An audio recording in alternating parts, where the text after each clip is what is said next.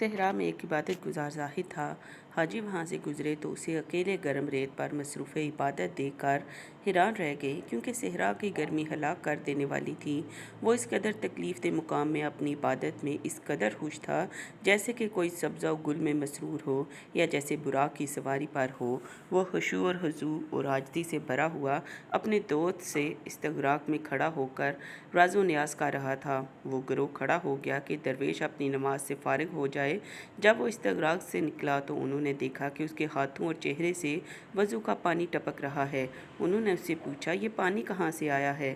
اس نے آسمان کی طرف اشارہ کر دیا۔ وہ کہنے لگے، اے دین کے بادشاہ، تو اپنا راز ہم پر کھول دے تاکہ تیری حالت ہمیں یقین عطا فرمائے۔ اس نے ان کی دعا کی قبولیت کے لیے آسمان کی طرف توجہ کی کہ اے مولا، میں عالم بالا سے رزق کی تلاش کا عادی ہوں، کیونکہ تو نے میرے لیے وہاں کا دروازہ کھول دیا ہے، تو حاجیوں کی دعا قبول فرما لے۔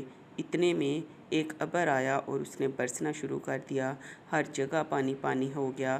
حاجیوں میں سے کچھ کو یقین کامل کی دولت نصیب ہو گئی، کیونکہ ہدایت اور یقین عطا کرنا اللہ ہی کے اختیار میں ہے۔ انہی میں سے کچھ لوگ کھوٹے اور کچے تھے، یعنی عبدی ناقص تھے، وہ محروم رہے اور بات ختم ہوئی۔